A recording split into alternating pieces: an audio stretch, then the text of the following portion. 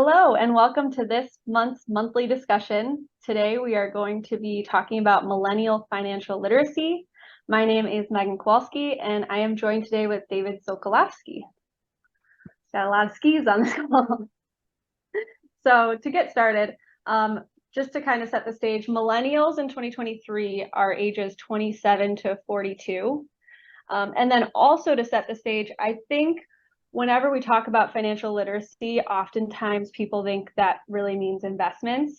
But the way that we look at financial literacy is more all-encompassing about everything that affects your life that could impact your finances. And that goes well beyond the scope of just investing.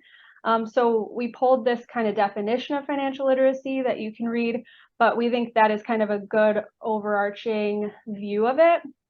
And what we wanted to do was have everyone walk away today feeling, if they're in this cohort, what should they be focusing on that gets them at where they need to be kind of at this age range. So we're going to go through a few different categories and get a little bit in depth based on your situation.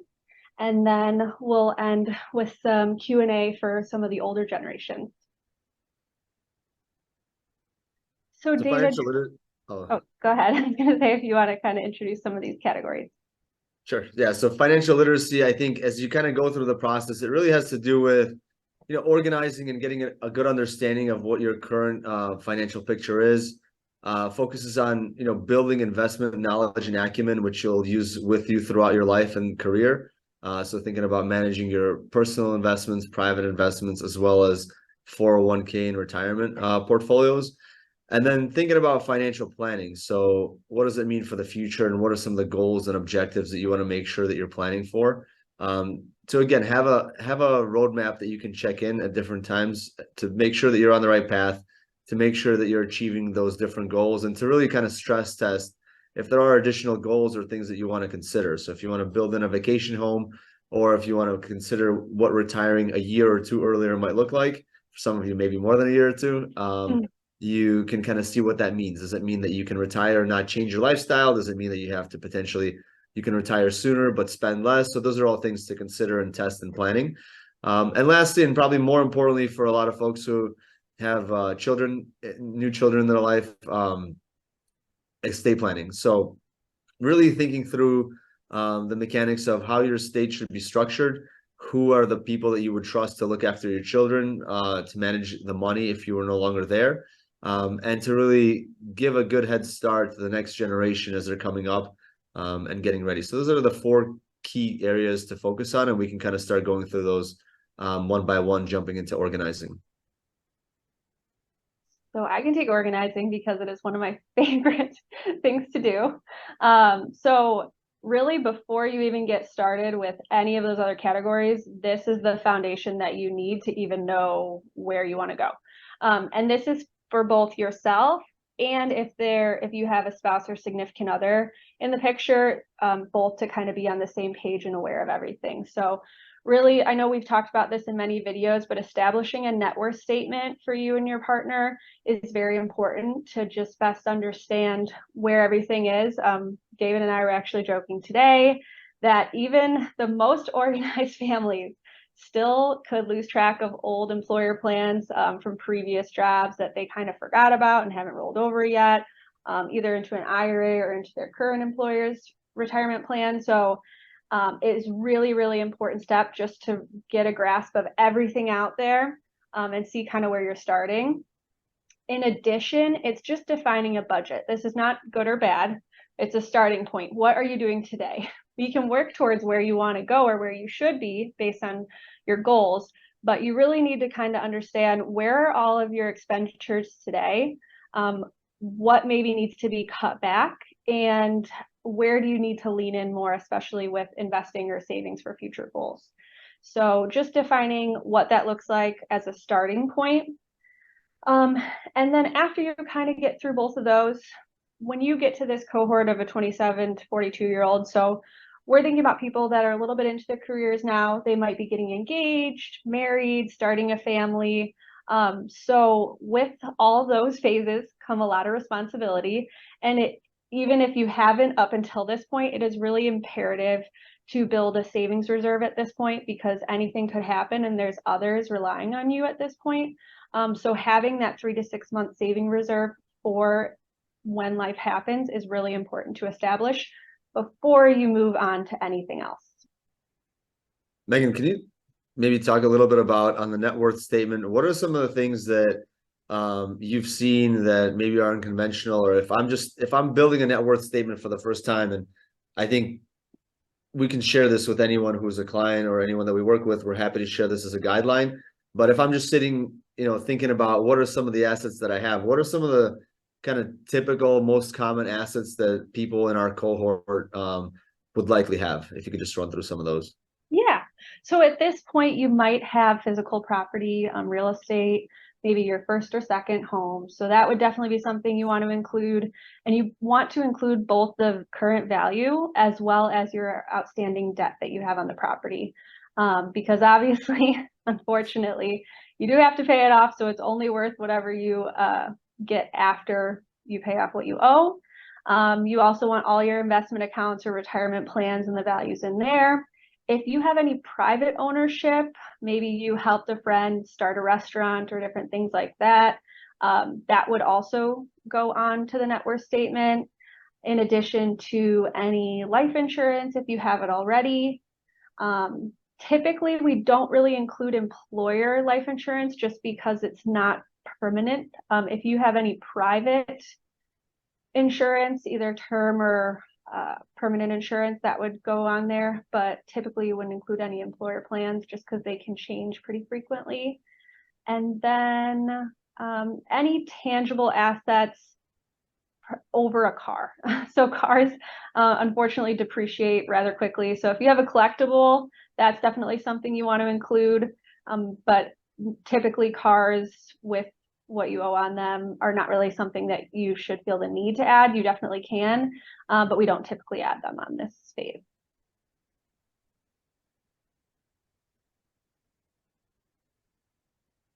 So then kind of looking ahead, to the investing side. And again, we've talked about a number of different components that go into the investing. Obviously, with folks that have been employed for a while, the employer match and really employer retirement plans are a key opportunity to start taking advantage of. So one of the things that many people do or should do is definitely try to take a full advantage of the employer match. So if your employer matches the first 3%, 4%, 5%, you definitely want to make sure you're not leaving that on the table. And then beyond that, you can, especially as you get into the higher earning years and the higher tax brackets, you could then defer more into those employer plans.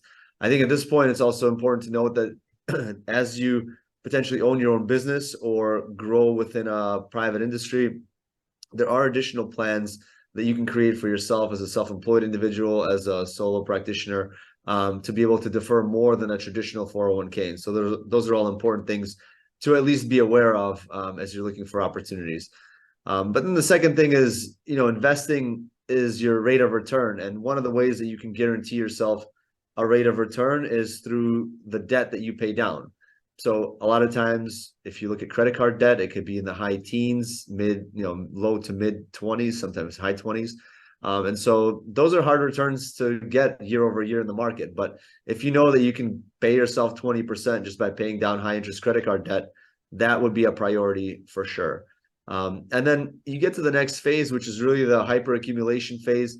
And that's where if you've built up and have taken advantage of the employer match, you've paid down your credit card debts, you've been financially responsible and have been in a position where you're able to save more, then that's where you really start thinking about what other opportunities there are and start really focusing on building out what retirement might look like, and then figure out how much you need in terms of financial plan to actually get you to those goals. A lot of times there are families that we work with that are closer than they think to retirement. They have enough assets saved. They have more than enough to retire. And what happens is you just don't have that feeling because you don't have the clarity. So as you have a good understanding of how much you spend, how much you might need, you'll be able to get to an answer very quickly and give yourself that peace of mind. And lastly, it's the prepaid future expenses. So for those with kids, and if you're thinking about potentially sending your kids to college, I think, that's a big investment that many families make. And so that would be something that you would start saving for early. And the debate that oftentimes you might hear is, do you save for those expenses first, or do you kind of put on your own, secure your own oxygen mask before helping kind of those around you? And so, conventional wisdom kind of says build up the accumulation, have that asset saved for retirement, and then secondly, it would be funding those expenses where you can adjust. And in any given year, you can shift from one bucket to the other, or over time, you can use something to catch up and give yourself the additional flexibility. So these are some of the points in terms of investing where you could build additional value, but some of them, like I said, are very easy to take advantage of. Others come with a guaranteed rate of return, but you want to avoid, which is the high interest debt. And then lastly, the hyper accumulation is where you get a lot of flexibility and clarity kind of looking ahead. Good. And the next category is financial planning. So up to this point in your life, you might not have thought of creating a financial plan.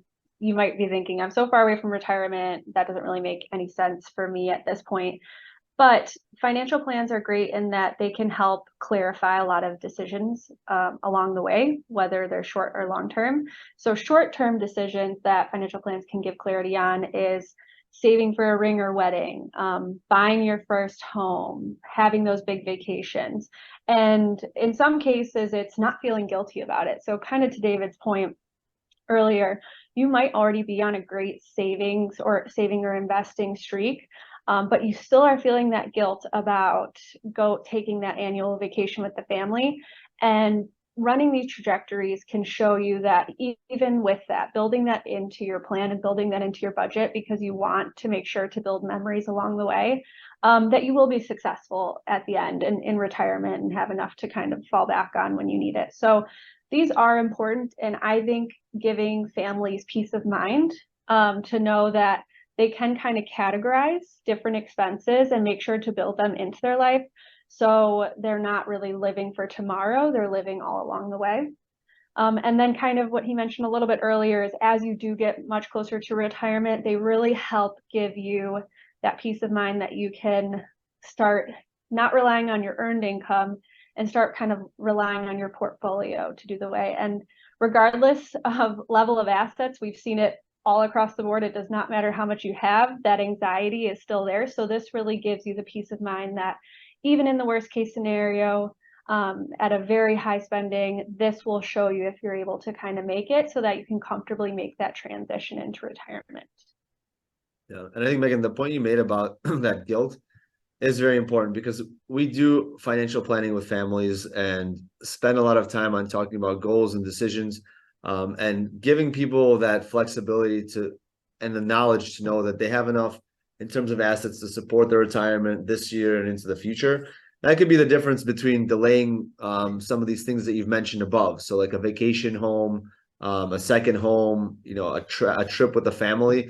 Those are all things that once you have the clarity to see that it doesn't impact your plan or change anything too much, to allow you to enjoy that money sooner without, like you said, the overhang of the anxiety and not being clear on what you're doing. So it does really provide that clarity in the years ahead with a very clear path and numbers behind it to say, this is what the impact of something like a trip or a second home might be. And at the end of the day, it doesn't derail you from the other goals that you might have. In some cases it might, and then you should really kind of reconsider it as well. Yeah, and I think especially in this cohort, if you are kind of starting a family, you have different parties. You could have a spender and you could have a saver. So there could be arguments about a lot of things along the way. And these really help at least give clarity so that if there is a difference of opinion, you at least know what you can afford. So definitely we do recommend to have a financial plan at this stage just to kind of help with some of those. And lastly, it's, the estate planning side. And, Megan, I've recently gone through it. I know you've gone through it as well for your family, but one of the most important things as far as a basic estate plan is the will. So what happens, what happens if something should unexpectedly happen to you? And the most important thing is who's going to look after your children. So that's really what the will, anticipates. This other thing that it does is it funds and moves the rest of your assets into your trust. The trust document is one of the, again, four kind of key components of a basic estate plan. And it really has all of the definitions of how you would like the money to be used for the benefit of your children, for the benefit of your spouse, for the benefit of your parents, for the benefit of pets that you might have that could live for a long time and need to be looked after. And that's something that we've built as well, right? We've seen that. And so you want to have the language in there that reflects your wishes. And really it's designed to protect the assets and make sure that they're available for the next generation and the generations after it. And again, it has all of the provisions that will dictate what money can be used for, what the intention is a lot of times. And that's important to build that with your family as well, so that they not only understand the amount of money and how the structure works, but kind of what the intent is behind that. So that, for example, a trust could be used to fund education, or fund a particular type of a career. So if a family really believes in, let's say, education, we know that teachers are not a very highly paid profession right now. So this could give incentive for somebody to go and be a teacher, and doing very important and valuable work, but still have a trust behind them to support that lifestyle choice, where they could be giving up, let's say, a higher paying career. There's other things like that to consider. And then lastly, powers of attorney.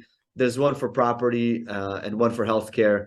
And ultimately, the property one gives, the ability for your property power of attorney to handle last minute matters for you, to handle financial matters for you. It should be somebody that you absolutely trust. And then the healthcare one is really helping make the decision around end of life matters, and especially if you're ill or incapacitated. So again, a person that you really should trust with your life. And also, and most importantly, probably somebody who will follow your wishes. So the estate planning attorney that we work with a lot, and brings a lot of wisdom in this area, raises this question quite a bit: is who should you make the power of attorney? The person obviously that you trust, but also a person that is going to make the decisions in the way that you would have want them to be made, because obviously in that case, you're not able to make them for yourself. And lastly, with estate planning, insurance becomes a larger component, because if you are in a taxable estate, if you are part of a larger family, in terms of the number of people and the assets that have been built, then insurance can play a bigger role. And there's a couple different ways and reasons why it becomes important. If your family has built, for example, a company that has been in the family for many generations, as it goes from one generation to the next, there may be a significant estate tax. Without an insurance policy, you may find the next generation being forced to sell an asset that wanted to remain in the family. So it becomes important that way, having coverage for additional taxes, so that, again, in the very immediate aftermath of somebody that's loved who passes away, you're not focused as much on the money side of it, because insurance can kind of get you through it, but you're focused on the ability to, reflect on that person, the impact that they've had in your life, and kind of the family overall. So moving kind of beyond the money, and obviously money is important, but then looking at the other aspects, especially as it pertains to the family. And estate planning, hopefully you don't need for a very long time, but it is really important when there are new individuals in the equation that are relying on you to have that clarity if something were to happen, and you're not leaving it up to third parties who you don't even know to make that decision for you. So as uncomfortable and scary as those discussions and getting that set up it is super important for that reason. These are things that you can always update along the way, and we strongly encourage reviewing them every 3 to 5 years to make sure it is still what you intend it to be. And oftentimes we see it amended over time, just as your lifestyle and your life evolves and the people within it. So getting this established at this age is very, very important, but hopefully for both of those categories, you don't have to use them. Right. And we've seen them, like over time, you've seen a plan that was created when somebody was in their 30s and then maybe hasn't been updated for the last 20 or 30 years. And so, like Megan said, you should check in on them from time to time. Trustees may change. Trustees may move away. They may no longer be suitable. Somebody may, have other issues that they're dealing with that makes them unavailable, for example, to be a good guardian to your children. And so at that point, it becomes very important to make that update. Same, obviously, for the financial and powers of attorney as well. Definitely.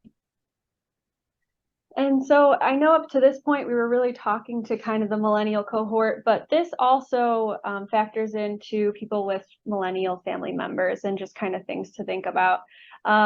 So one question we kind of thought of was millennials are in some cases relying on their parents still for certain expenses. So because of that, do you really know what your what student debt they have and what interest rate? So they might be in a situation where they're making payments, but you might be in a situation where you could help them kind of get rid of that and maybe accelerate some that you've already have set aside for them. And if you were aware of the interest rate, that might accelerate that decision. So just having those conversations, and especially if it is your intention already, is really important because it could be something that is heavily impacting them now already. And then are you just kind of aware of different family structures? So it's really important for both millennials and other generations to communicate, especially when it's talking about maybe grandkids and things for planning for school. So we often see that grandparents might want to participate in some of the expenses for their grandkids for saving for school, but they might not openly really communicate that to their kids. And it's really important because their kids might have their own separate plans with how they're looking to kind of fund college expenses. And if they were aware of at least different structures in place, even without amounts, it would go a long way for their own financial plans.